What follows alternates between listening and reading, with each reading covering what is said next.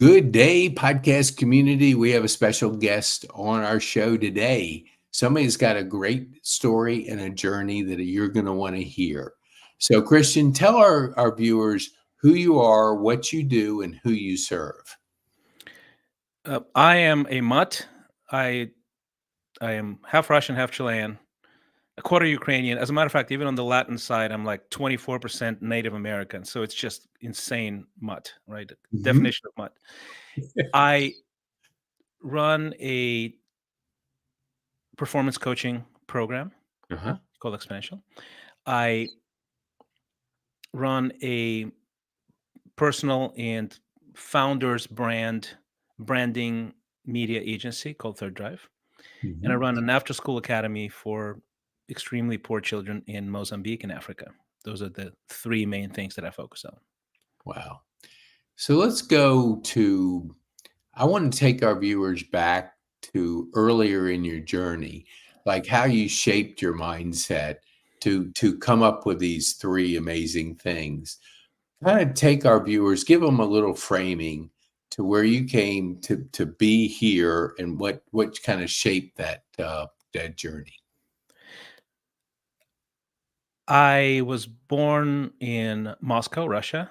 We Mhm. moved. We moved. I was a baby when they moved to Chile. There was a military coup in Chile. My dad ended up in a concentration camp. Things went south. We ended up being refugees. I was 5, and we ended up really sort of traveling because we couldn't find a home. We went to Germany, went to Russia, went to Africa.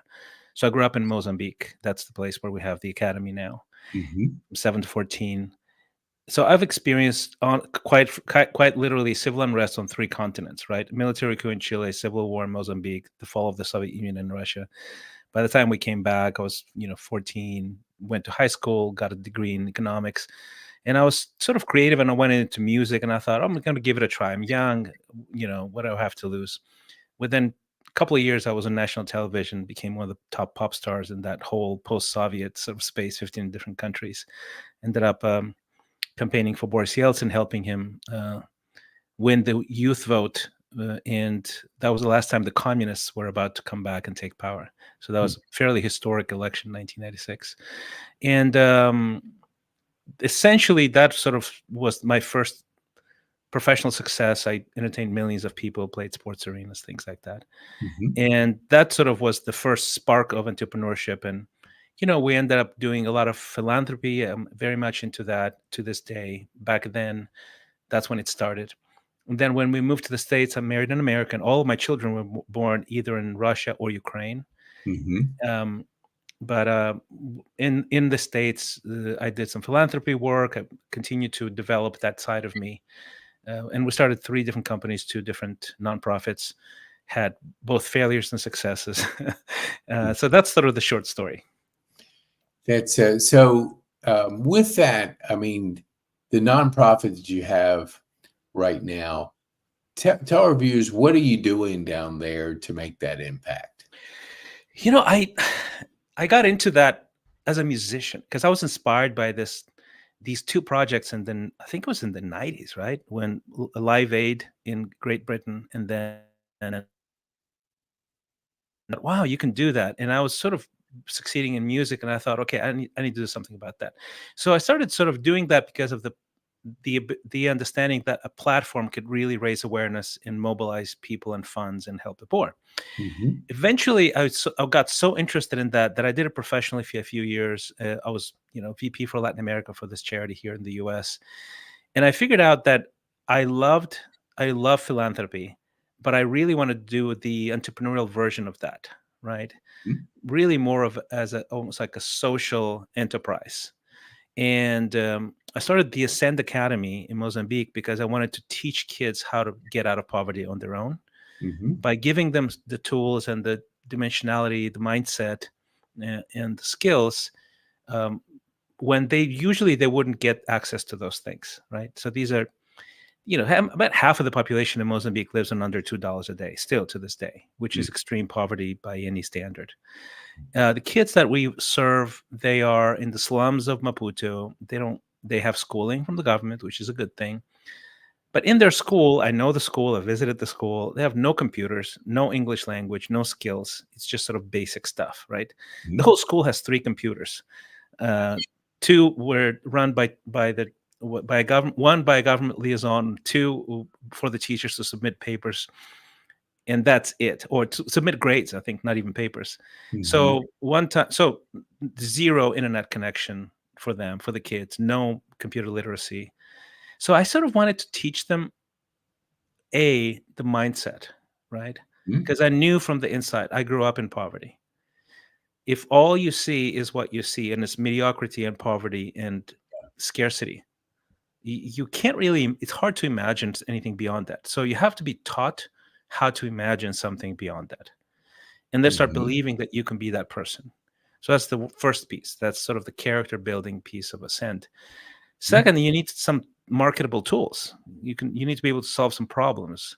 You need to be able to compete in the marketplace, and knowing English is a hugely marketable skill in that Mhm. part of the world, still to this day. And then, of course, the third is, if you are computer literate, you can develop coding skills, design skills. You can go into freelancer websites and literally make a living anywhere in the world just with a computer and an internet connection. So not Yeah. even limited to the local economy. And that's basically the key concept here with Ascend that we implement. And it's an after school academy.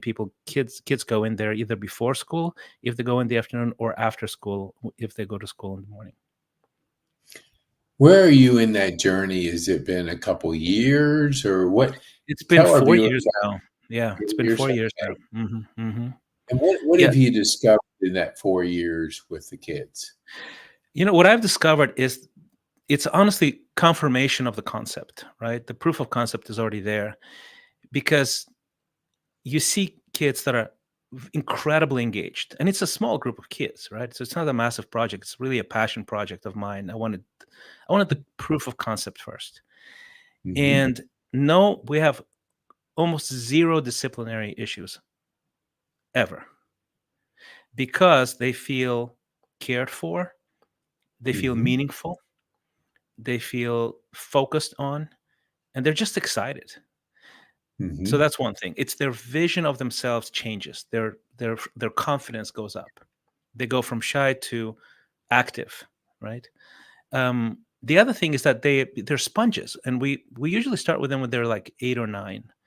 So Mhm. in less than a year, they start singing songs in English and doing basic stuff on computers and know what their computer is. And they're sponges. They learn so quickly, and their vision of themselves changes. So I have these on the website. If you go to ascent.academy, Mhm.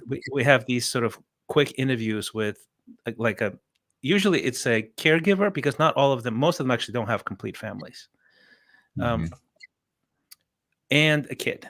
And it's like, hey, my name is this and this, and I want to be dot dot dot. And normally the kids like that can't really picture themselves as a professional of any kind, Mhm. because that's all, they don't see that, they just don't know people like that. But Right. because their mentors in the academy are professionals, middle class professionals, African professionals, they start saying, I want to be a doctor, I want to be a lawyer, I want to be a policeman, I want to be a singer, I want to be, a businessman. So they see that vision and they start aiming at that vision. I just love seeing them say those things. So yeah, and we have dozens of stories like that. So what would you say, like, a person starts out in day 1. What have you seen as far as how long does it take for that mindset to kind of absorb, change, and evolve to where the light bulb goes off, they become that sponge, they start seeing a brighter future? What does that journey look like? Is it enough that you can tell that we just need 6 months of this type of vision, this type of skills, that they turn on that switch and they go from the old mindset to a one of anything's possible, I just gotta keep learning. I think maybe 3-4 months is, Really? yeah, Okay. for just the light bulb to go on and go, oh, I can be a different person, right? And they become full of life and vision. But on the downside, it has to be an immersive, long-term, incremental process. Yeah. So we're limited by the funding we get. We're only privately funded. We don't get any government grants or anything like that, because we want to keep the vision intact. And government grants tend to impose limitations and preferences and things like that. But we we see other parents, in that same school saying, "Well, these kids were part of a send. Why don't you give more kids a chance to go into rotation?" And we basically say, "No, we're sorry. We want to stick with those kids until they're out of poverty." Hmm. That's Okay. how serious it is. So it's not just a program in and out, get some scoring. We actually want to get them out of poverty in Hmm. real life. So, we start with them 9, 10. I think by 15, 16, they're going to be out of poverty. They're going to be able actually to make money online. Hmm. Wow. What part of that journey? Because I would, I'm sure with yourself and with anybody that has been part of a learning journey or just that mindset journey, the social interaction with others. Like there's no solo person that just says, I'm a self-made person. You have to do it with a community, with a group, with a collection of others that are kind of helping along the way. What do you see, like the kids, are they engaging and really helping that process along because they're learning as a group? Part of it is that, but part of it is community, but a big part is guidance, is the mentorship. Okay. Like you just you need someone who you look up to, clearly admire, who says, "I believe in you and I can see more than you can see in yourself. I can see your future." Hmm. And I think that's true actually not just of kids in Africa. This is true of professionals. That's why I do coaching, right? It accelerates people's professional journey. I totally agree. I was just talking to my sister right before the call, and her son, he got his master's. He went to work for the Washington Redskins, and it wasn't the most positive like environment. It was almost like a toxic type environment. Then he went to a city, which this city was Baltimore, and he said, there's just so many things going on there that it's not conducive to the kind of business friendly environment. So he's moving down to Virginia. But one thing that she said, she goes, what he lacks is a mentor. Yeah. 'Cause his dad has done very well, but didn't have a mentor. He just kind of figured it out himself. And I always tell anybody younger than me, find a mentor. Find a mentor because you're exactly right. A mentor sees what you can't see, and so if you don't have that, you're trying to navigate through life. So who mentored you? How did you make that journey, or did you have a mentor? Yes. When I was a kid, my dad was my mentor. But then Okay. my parents got divorced. And so that sort of stuck with me because he was such a great I have high confidence in myself because my dad made me that way, Hmm. influenced me that way. But then there was this break when my parents got divorced. I was 14 years old. So I was sort of formed, but not really, right? Going into puberty with no guidance, not good. Hmm. So I had a break there basically for more than a decade. Between 14 and 26, I had no mentor.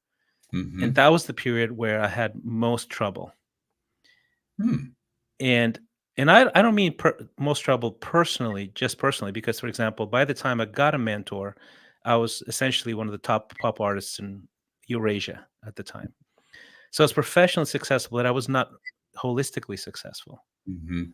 And most high achievers, they achieve great heights in one area, but they're incomplete in their skills and in their worldview. That eventually catches up with them. Yep. And that's essentially my target audience. The people that I help are people that are very successful, and they have flat sides, you know. And that was because that was me. And I just didn't. There's blind spots and flat sides that I just couldn't. They kept hurting me. Mhm. both personally, emotionally, even professionally. So when I got a mentor, I met this Canadian guy who was actually a pastor, a coach. That was Mhm. my first coach. He's a Canadian pastor in Moscow. Hmm. And I just saw in him the wisdom that I lacked, that I didn't get, that I didn't receive. And I just said, "Look, I'll just do what you tell me. Just tell me what to do." You know? Hmm. I was extremely coachable, Mhm. and the thing that brings you to extreme humility is pain. Um, so, and it's almost never with no pain. It's almost never no pain because we don't know what we don't know, and we just, especially when you're in your 20s, early 20s, you think you're invincible, you know everything, and you Yeah. know nothing, very close to nothing. So the pain must have been fairly high for me to say, I'll just do whatever you want me to do. Yeah. And but it saved my life, and it created an incredible future for me. Like a lot of the stuff that I was able to do, I was able to start companies that speak worldwide. I speak 4 different languages and have influence, have fulfillment, have a healthy family, have health, have all kinds of abilities superpowers that allow me to serve in all kinds of capacities. And the Mhm. reason for that is because somebody accelerated my growth as a mentor. Mm. And if from that point on, maybe I had 1 or 2 years as an adult where I didn't have one, but I Mhm. would eventually go, wait a minute, that's not cool. That's not the normal MO for me anymore. So now I have a very carefully curated cohort of mentors Hmm.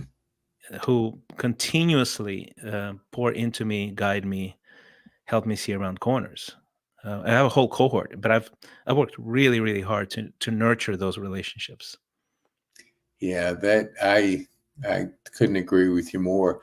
Share with our viewers, like, habits are so important in forming, outcomes as we're doing that journey. What habits did you kind of embrace, and what could you share with our viewers? Do you teach anything like that to Yeah. your kids? Oh, absolutely. Yeah, I do. I do, and part of the reason why I build my life and my businesses in a certain way is that I have not missed anything in my kids' lives ever, Hmm. which is abnormal for high achievers, and I am one, right? And it's because that's the number one job. It's being a parent, Mhm. and but I would say that the probably the main one, almost like the meta skill and ability, is to aim high. Mhm. Um, and the reason for that is very, very practical. Most people don't aim high. Most people aim to the middle because they don't think of themselves capable of aiming high or of achieving high achievements.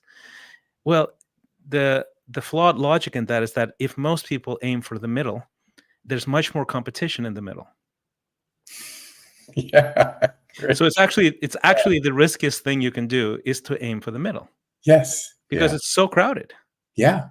But if you aim high, it's less crowded. Now, it's more challenging on all kinds of different ways, but you aim high, there's less competition up there. Yeah. So in any area that you exercise yourself, right?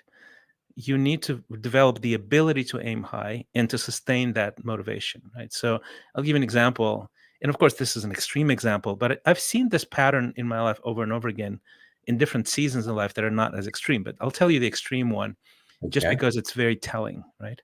So we live quite literally in the best era in the history of humanity Mhm. because you can serve anyone anywhere at any time.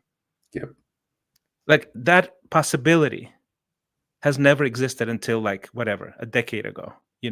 Fully. I mean, think about that.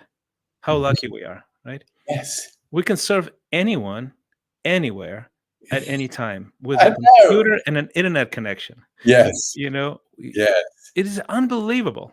Yes. There is literally no good reason for you not to aim high.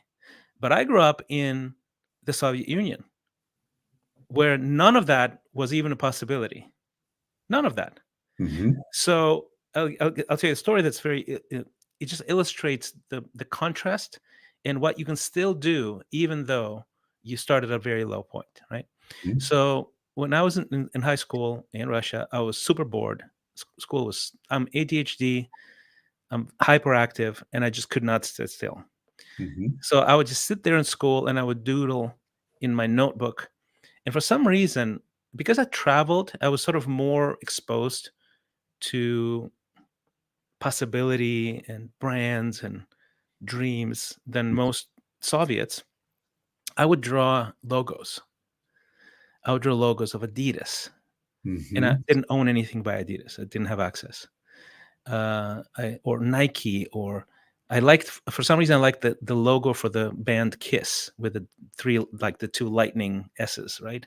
Uh, And other things like that. I would just doodle those logos, those brands, those sort of Mercedes, Audi, BMW. I would draw these logos, and knowing full well at the time that none of those things would ever be in my world.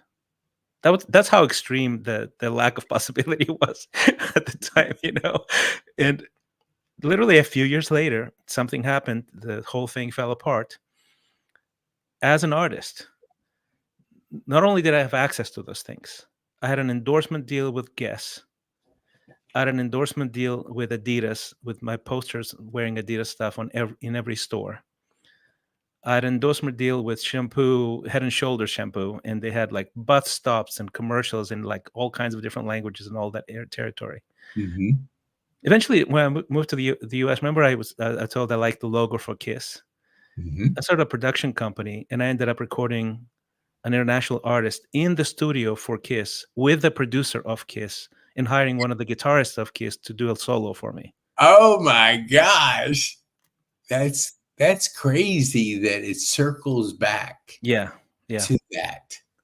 And my point is, you have to, if you aim high Yes. and you really envision it, you taste it, you think about it, and it's not sort of this woo-woo new age thing. No, no, it gives you a specificity Yeah. of how to reverse engineer it and how do you get there, right? Yeah. And most people are terrified of aiming high, and they end up in the mediocre and in the middle, and in the middle is crowded, it's boring, it's gray, Mhm. and it's really hard to stand out. S Yeah, you have the road less traveled, you have 10x is easier than 2x. That Exactly. clues out there that if you're in that upper part, there's less people there. Yeah, So there why is. why don't you go and yes, it's gonna test your skills, Yeah, but it'll give you that mindset because I only like to work with the people that wanna have that 10x mind because then you'll work on your business, not in it with all the other crowded busyness. But you're right about that is it's so much there's less going on there. So, there is. the rewards are better. So let's go back to I'm fascinated by drawing and just your ADHD. So you had that active brain and you're always thinking, it's always ideas. How did you channel that as you got? Because we have an epidemic in America. Adderall is out of control. Every 1 out of 7 kids are on Adderall. And it's just that, hey, the pill's not a plan. Yeah, maybe there's some people that should be, but not that money. My gosh, I did it for 40 years. I haven't been on in 2.5, and it's the best 2.5 I've ever had because I've trained it. So did you do anything training wise to really channel that ADHD? I did, but it was really more intuitive. Now I do it in a very intentional, structural way that works for people that I train, right? Mhm. Obviously. But at the time, it was really intuitive. And one of the things that really helped me is really nurture creativity. So I did a few things, for example, and you can do that in any field, by the way. It's not just music, obviously. Uh, everybody's creative, in my opinion, right? And there's no such thing as a Great. non-creative person. Great. You're creative in your field. Yep. But for me, it was music. So I was hyperactive, so I was breakdancing a lot. You know, so my body was engaged. I trained for 3-4 hours a day in these just awful basements with a bunch of rejects. Like this, it was a subculture, right? And then Mhm. we would like dance on the weekends with the cardboard thing and the boombox, like the classic '80s stuff. Mhm. And the reason that helped me is because it helped me understand that I can do things with my body. Obviously, there's all kinds of fitness that grows from that as well, community, not fitting in on purpose. That's another side effect or something like that. I Mhm. was part of a jazz. I went to a jazz studio because I wanted to sing. I had a great voice, but I wanted to learn about technique and music, and I just immersed myself in jazz, and I developed. I was sort of in the middle of the road, didn't have any specific taste in music. I just like this and like that. But then I went with a very specific aim to immerse myself in music to this jazz studio. I got this incredible education and I would listen to Ray Charles and Chaka Khan and Al Jarreau and George Duke, and it was just the vocal, the harmonies, the melodies, the approaches to how to build a song, all of those things were developed there, right? Not in high school. Mhm. Um, and of course, again, about the vision, right? I ended up hanging out with Al Jarreau. I ended up being friends with George Duke and actually working on a project together. Mhm. I performed on the same stage as Chaka Khan and had champagne with her because she liked my stuff. Um, these are things that just come to you if you just do bold things, Mhm. right? Yeah. And I really don't believe in, and I sort of hesitate to tell those stories, quite frankly, and I'll tell you why. Because they are sort of attention grabbers. They're exciting. People go, "No way, that's amazing," and it's true. It is amazing. But then the next thought is, "Well, good for you. I'm not you." Yeah. And That's and true. and I do not believe that to be true. I I don't totally. believe I think anybody can do that, Yep. because it's really not about this unique talent or something like that or luck. It's a set of values, a set of coincidences. It's about certain things that I really sort of reverse engineer when I help people do that and know exactly what to do so you can have similar results in your life. Yeah, I love the reverse engineer. I mean, I grew up dyslexic and ADHD, and so for years I struggled because I didn't know how to channel the dyslexia. Yeah, And so once I learned how to channel it, I reversed engineered everything. And it's like the superpower that all of a sudden hits you because reverse engineering is an incredible skill to develop because it is. we Yeah, always, to start with the end in mind and then come back is really cool to do. So give our viewers, I'm fascinated by what the work you're doing.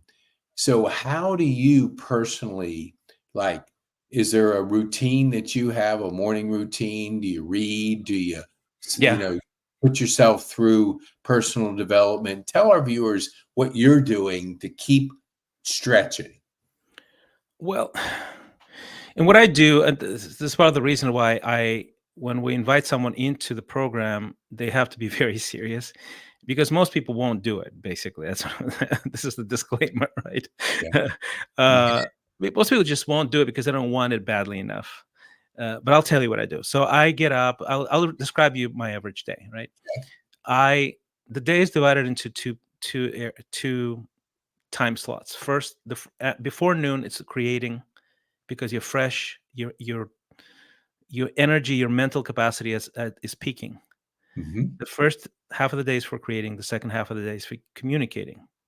That's why we're recording this with Love you it. in the afternoon and Yes. not in the morning. Yep. Um, so that's one big sort of delineation that I have, and it really works. And it's hard to maintain, as a matter of fact, right? But it's and then the other concept is this concept that I use, that I train people in, called "Win the Day." And the idea is that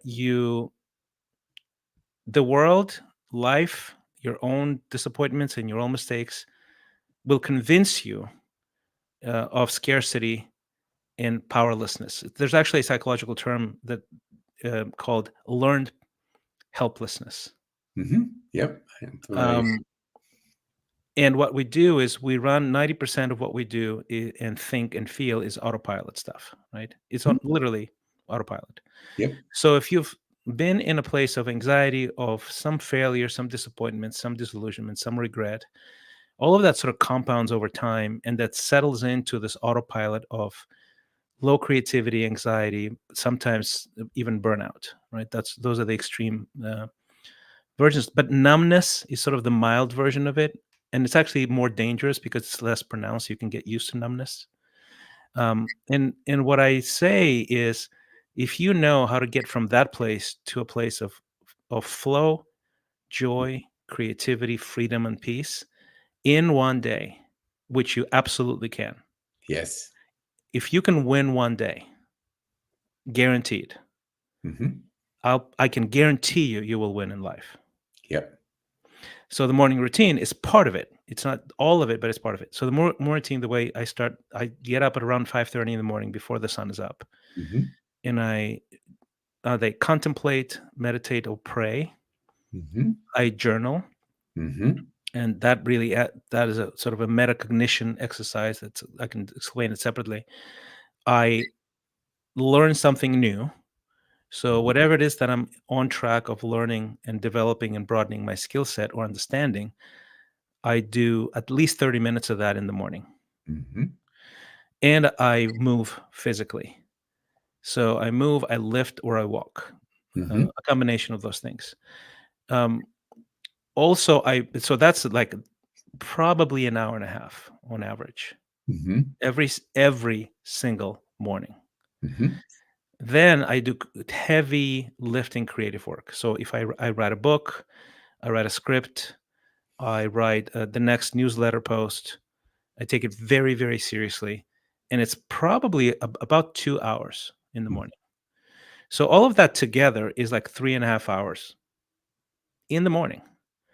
Um, Most of it is it's done by the time people have breakfast. Sort of. So that's why I'm saying that to you is because most people won't do that because it's just hard to get into the habit. But once it's a habit, it becomes a rocket fuel for the rest of the day, Yep. and then your rest of the day is completely focused. I'm excited. My head is full of ideas. Even if I have bad news, and everybody gets bad news, everybody gets conflict, everybody gets nasty comments on YouTube or something, right? Hmm. All of that can be very easily overturned if you have that level of skill Yep. to change anxiety into creativity and peace and joy, all of those things. Yeah, I love that. I heard somebody say this, and this was about a year and a half ago. Back 100 years ago, we didn't have all the conveniences of lights, and so when the candles went out, you went to bed. Yeah, So, but we still operate on 24 hours. So, why not chunk your day into three? Well, I don't know if he said three, but I do 3 days in one. So 4 to 9 is one day. And then I go and I always take little tiny breaks too. The next day, the next part of the day is 9 to 1. And then my afternoon is making phone calls or do a podcast because it's the same thing, communicating. yeah, And so many of my kids too, because they'll text me and I pick up the phone and I call them. I'm not a texter and I'm not an emailer because emotion is in the voice, is that's in the right. Yeah, so you get fired up in the afternoon if emotionally you're connecting with people because it's you kind of getting up at 4. I would start to peter a little bit, and I set up my PT and my exercise in the later afternoon, 4 o'clock. So I make the phone calls, I get fired up, and so when I'm going to the gym or the PT, I'm fired up because I get back up. But the one thing that I'm curious about is when you're in the flow. I love that word. Are you in the flow day after day after day because you know how to get there? And it's yeah. this the routine that gets you in the flow? It's the routine is almost like the spark, right? There's other things. There's weekly rhythms, monthly, quarterly, or yearly rhythms, and how you even reset during the day. Mm-hmm. Yeah, yeah. So, but the answer is yeah. I'm in flow every single day. Every Mm-hmm. single day, I'm in flow, which means my productivity, my performance, my capacity to come up with ideas that are higher value ideas Mm-hmm. is multiples of the average person. And my point is, everybody can do this. It's not just me Mm-hmm. at all. I mean, it's very, very achievable. You can learn this as a skill. And it's just, why wouldn't you do that? That's sort of my question, right? If you are your main asset in your life is you. It's not your house, it's not your bank account, you're the asset. Yep.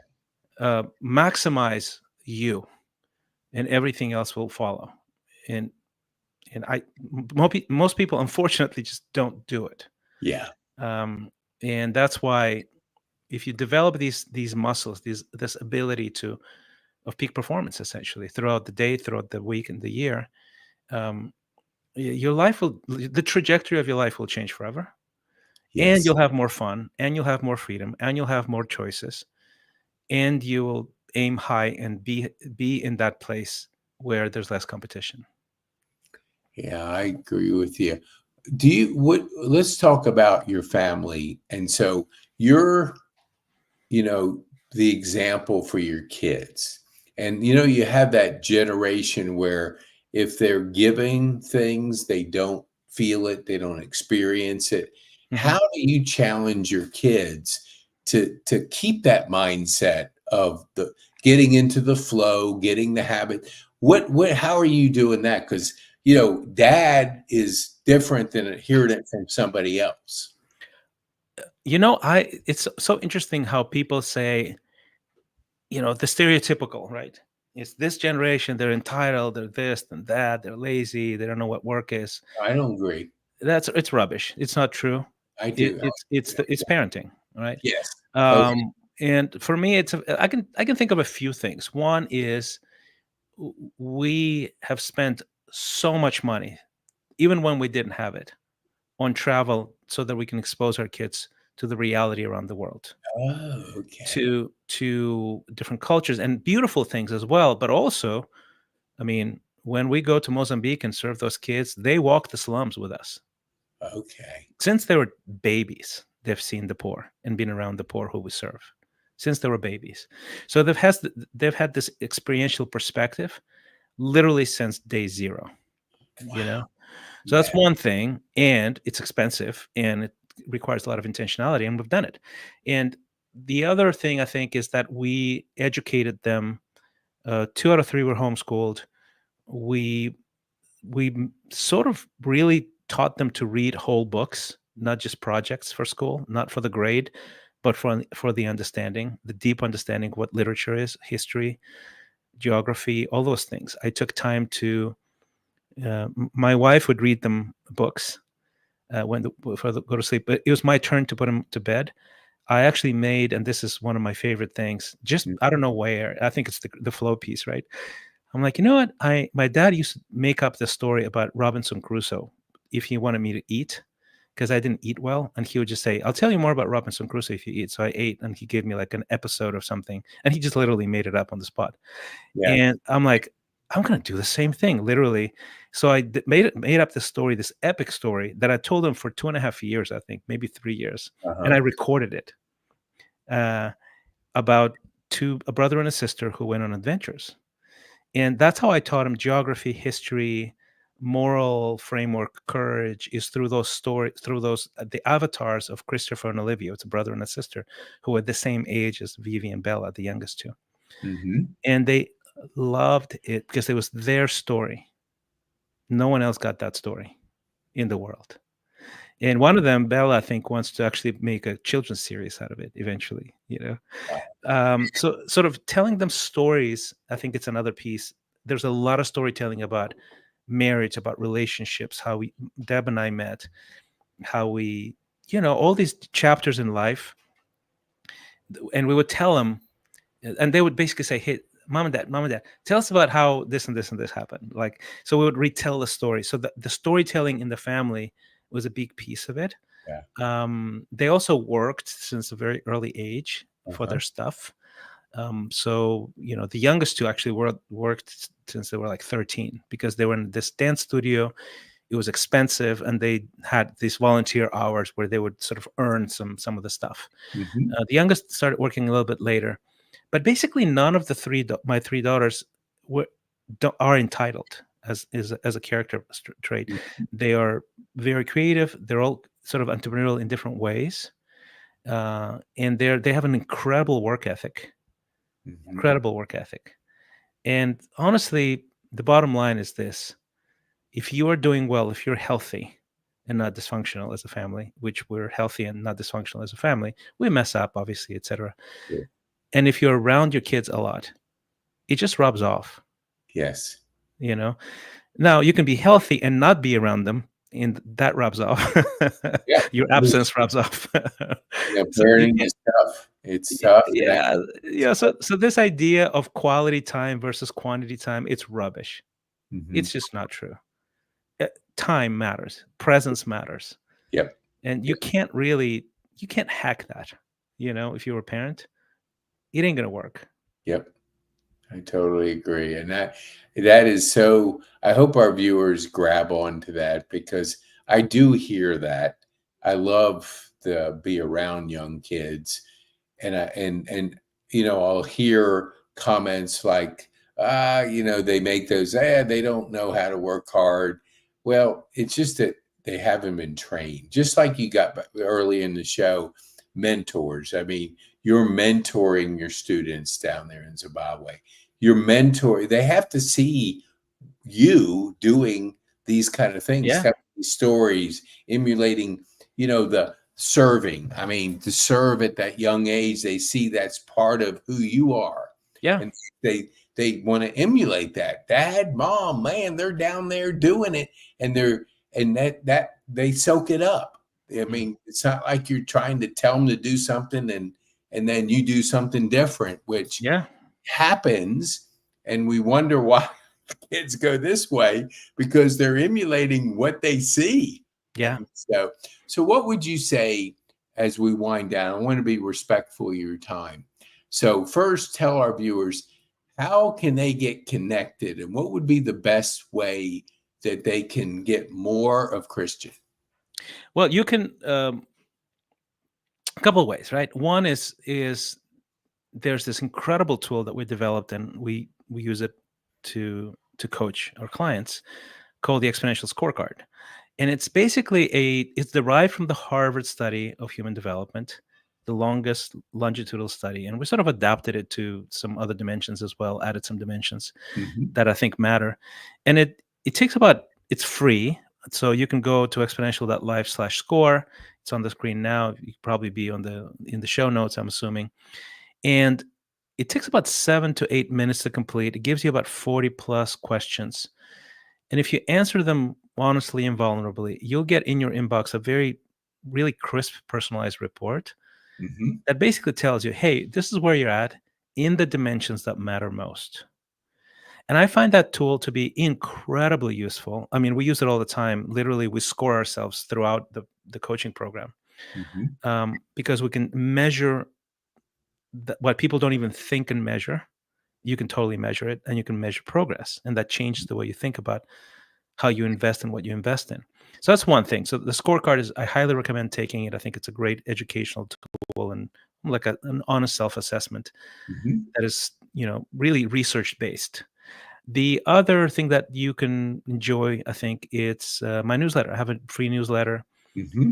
All new episodes are free. If you want to go to the full archive, you can just pay the equivalent of a latte a month and there's a lot of good stuff there. So I share posts and videos and hacks and books that I'm reading, films that I'm watching, things to not watch and not read, So I just share everything. All of the goods are there. And there's a new email that goes out every Sunday, and you'll Mm-hmm. get it in your inbox. So christianrayflores.com is the place to subscribe to that. Oh, that's awesome. So, as we wind and finish up, what would be the one thing you want to share with our audience that they can take away from our time on this podcast? I would say aim high Hmm. and just find a way to understand that you are way more capable than you think you are. And how do you express that? How do you are your main asset in life, and life is short. Hmm. And you are here to offer the rest of us something unique to you. Hmm. And it's not just a nice to have to express that and actually get that done. It's a responsibility. Hmm. So if the longer you're not doing the thing that you were put on earth to do, the longer you're doing a disservice to humanity. Hmm. That's the one thing I would leave you with. Man, I love that. Well, Christian, I want to thank you so much for spending time with us in our community. We appreciate your stories, your insights, and what you were able to share with our community. Thanks for Thank having me, Pete. you, bet.